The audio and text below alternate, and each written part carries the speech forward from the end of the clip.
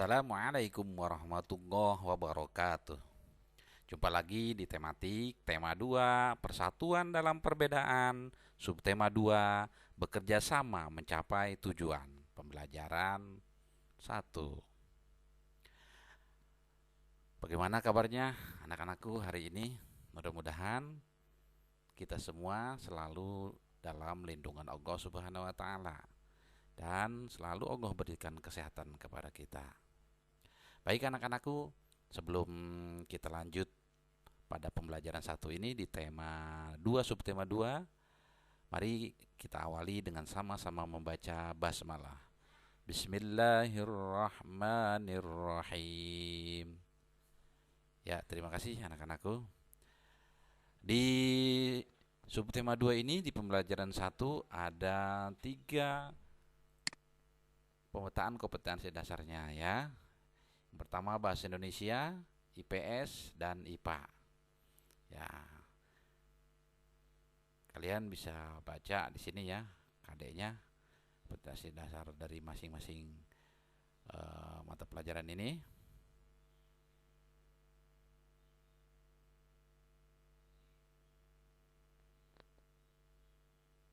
Baik, ya. Dan terakhir di sini IPA ya, menganalisis cara makhluk hidup menyesuaikan diri dengan lingkungan dan menyajikan karya tentang cara makhluk hidup menyesuaikan diri dengan lingkungannya sebagai hasil penelusuran berbagai sumber. Oke, kemudian ada tujuan pembelajaran. Ini ada 5 tujuan pembelajarannya ya. Kalian bisa baca ya.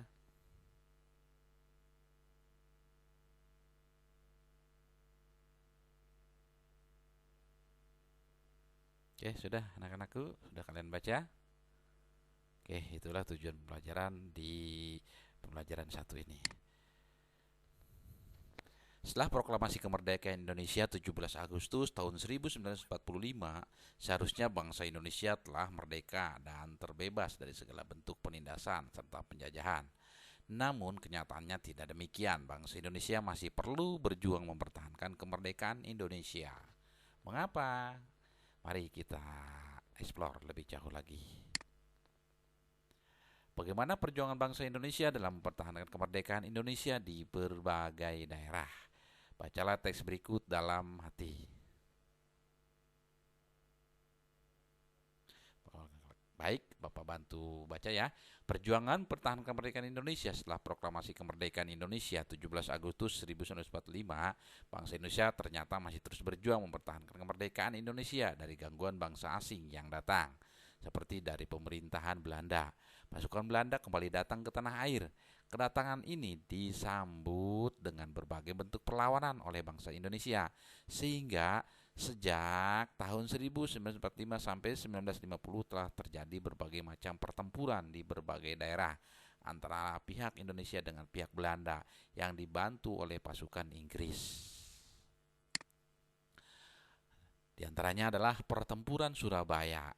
Pada tanggal 25 Oktober 1945, tentara sekutu yang dipimpin oleh Brigadir Jenderal Malabi, tanggal 27 sampai 30 Oktober 1945 terjadi kontak senjata antara para pemuda Indonesia dengan pasukan Inggris. Dalam pertempuran ini pasukan Inggris dapat dipukul mundur. Bahkan puncak dari pertempuran tersebut adalah terbunuhnya pemimpin pasukan Inggris, yaitu Brigadir Jenderal Malabi. Pada tanggal 9 November 1945, Inggris mengeluarkan ultimatum yang berisi semua pimpinan dan orang Indonesia yang bersenjata harus melapor dan meletakkan senjatanya di tempat yang ditentukan dan menyerahkan diri dengan mengangkat tangan. Namun, ultimatum tersebut ditolak oleh pihak Indonesia. Pada tanggal 10 November 1945 terjadi pertempuran yang sangat dahsyat. Pasukan Inggris menggempur Surabaya dari darat, laut, dan udara. Peristiwa 10 November ini diperingati sebagai Hari Pahlawan.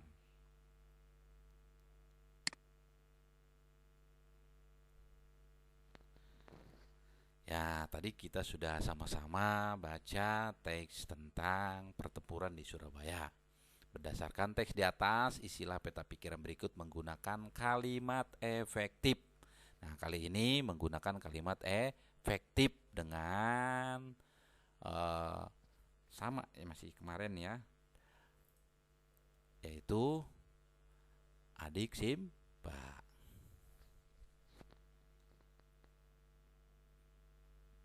Ada apa, mengapa, siapa, bagaimana, kapan, di mana ya, tentang tadi pertempuran di Surabaya menggunakan kalimat efektif. Bisa dimengerti ya anak-anakku. Kita lanjut. Kamu dapat mengembangkan peta pikir yang telah kamu buat menjadi sebuah tulisan baru dengan menggunakan kata-kata sendiri. Sebelum menulis, perhatikan ciri-ciri kalimat efektif berikut. Ya, kalian dari teks yang tadi kalian baca, bisa kalian rubah ya, menggunakan peta pikiran sendiri dengan kata-kata sendiri ya. Tapi memperhatikan ciri-ciri kalimat efektif ya. Ya, kita bahas dulu kalimat efektifnya ya. Kalimat efektif adalah kalimat yang mengandung gagasan pembicara, penulis yang terdiri atas kata-kata yang mempunyai unsur SPOK. SPOK itu apa sih? SPOK itu ada subjeknya, ada predikatnya, ada objeknya, ada keterangan. Itu namanya SPOK. Ciri-ciri kalimat efektif ya. Satu, memiliki unsur penting atau pokok, minimal unsur subjek dan predikat. Ya, subjek dan predikat. Kedua, menggunakan struktur bahasa yang tepat. Ketiga, memenuhi kaidah ejaan yang berlaku. Keempat, menggunakan pilihan kata diksi yang tepat dan sesuai kebutuhan. Itu ciri-ciri kalimat efektif. Nah, contoh kalimat efektifnya. Petani menanam padi di sawah. Nah, ini SPOK-nya. Petaninya, subjeknya petani, menanamnya itu predikat, padi itu objeknya, di sawah itu keterangannya. Siapa yang menanam padi? Petani. Petani itu adalah subjeknya. Apa yang ditanam petani? Padi itu objeknya. Di mana padi itu ditanam? Di sawah. Di sawah itu adalah keterangannya. Ya. Petani menanam padi di sawah. Petaninya subjeknya, menanamnya itu predikatnya, padi objeknya, di sawah itu keterangan. Contoh kedua, ibu memasak nasi goreng di pagi hari. Ibunya itu subjeknya, memasak itu predikatnya, nasi goreng itu objeknya, di pagi hari itu keterangan. Siapa yang memasak nasi goreng? Ibu sebagai subjeknya. Ya. Tuh. Apa yang dimasak ibu? Nasi goreng, objeknya. Kapan ibu memasak nasi goreng? Yaitu di pagi hari, keterangannya. Nah, ini memasak dan menanam ini adalah kalimat apa anak-anakku? Pekerjaan ya. Oke, paham? Ada SPOK. S itu subjek, P itu predikat, O itu objek, dan K itu keterangan. Itulah contoh kalimat efektif. Nanti kalian bisa berlatih sendiri ya, membuat kalimat yang mengandung SPOK. Oke, kita lanjut ya. Nah, sekarang kita lanjut ke IPA ya. Setelah belajar tentang sejarah perjuangan mempertahankan kemerdekaan, sekarang kamu akan mempelajari tentang cara hewan menyesuaikan diri dengan lingkungan tempat tinggalnya. Apakah kamu pernah mengamati ayam, bebek, ikan, dan cicak ya? Amati gambar berikut. Nah, ini ayam.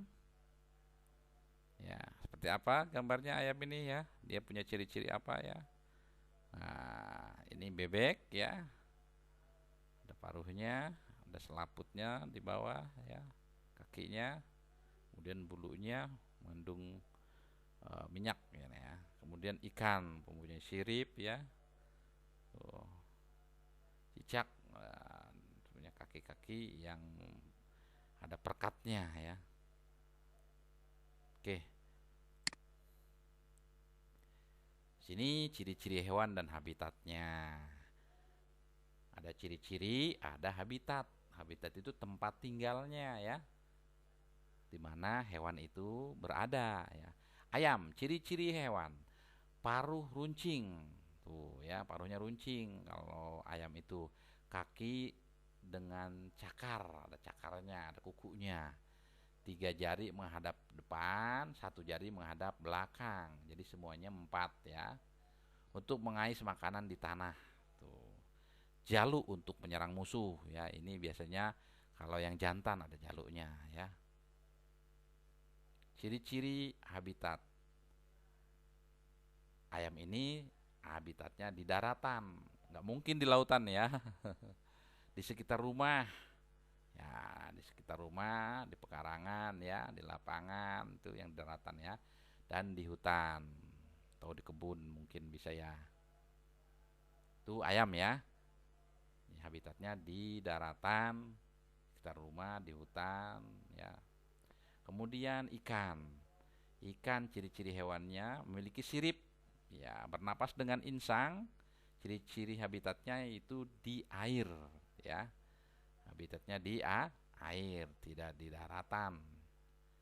Ya, tidak seperti ayam ya. Ini di air.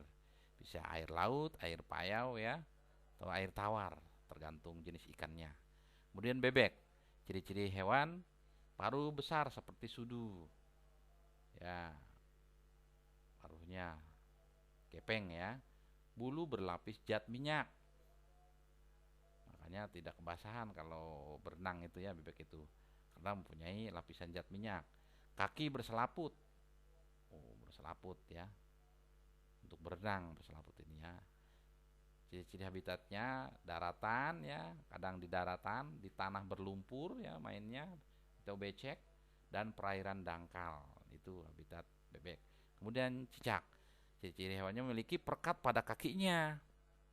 Nah, karena ada jadi nggak jatuh ya waktu berjalan di tembok karena punya perekat, lengket ya. Lidahnya panjang dan lengket.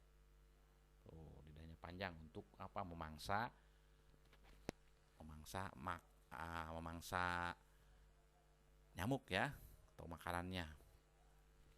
Ciri-ciri habitatnya di tembok tuh ya, di tembok atau atap rumah. Misalnya ya. Itulah ya, 4 hewan, jenis hewan ayam, ikan, bebek, dan cicak. Ciri-ciri hewannya dan habitatnya. Tuhan menciptakan makhluk hidup dengan segala keunikan dan keistimewaannya, tidak terkecuali hewan. Keunikan dan keistimewaan hewan tersebut kita kenal dengan ciri khusus. Ciri khusus pada hewan tersebut mempunyai hubungan yang erat dengan tempat tinggalnya. Misalnya, ikan memiliki insang untuk bernapas di dalam air. Cicak memiliki perekat pada kakinya untuk dapat menempel di dinding. Dan bebek memiliki selaput pada kakinya agar dapat berenang di air. Itulah ciri-ciri khusus pada hewan.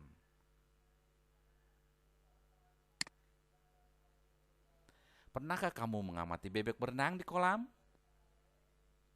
Atau di kali ya? Mengapa bebek dapat berenang dengan baik? Nah, bebek memiliki ciri khusus yang disesuaikan dengan tempat tinggalnya. Bebek hidup di darat, namun untuk mencari makan, bebek biasanya berada di air.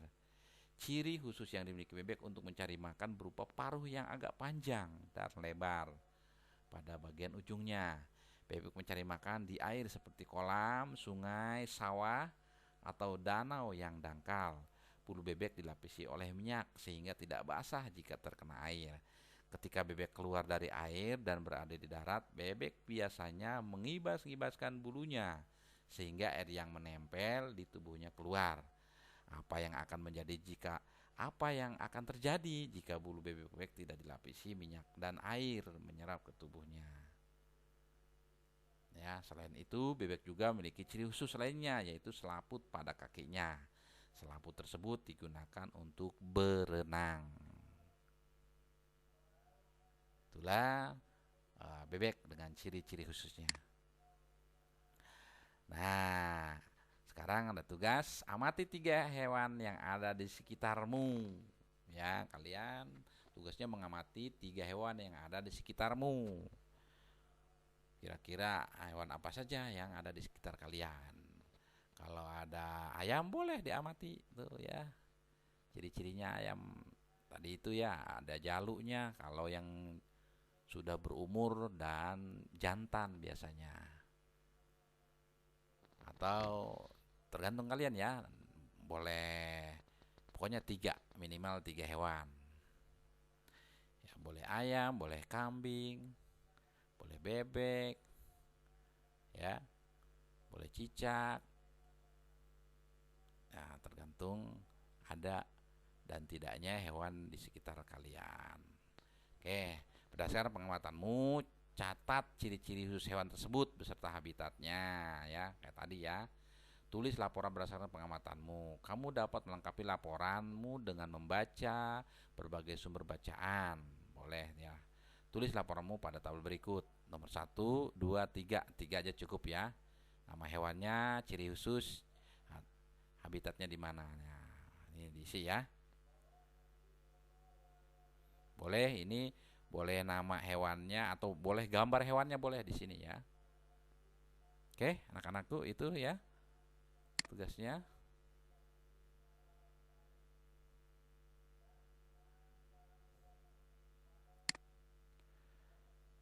Sekian terima kasih ya untuk hari ini.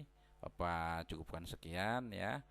Mari sama-sama kita mengucapkan hamdalah. Alhamdulillahirabbil alamin. Wassalamualaikum warahmatullahi wabarakatuh.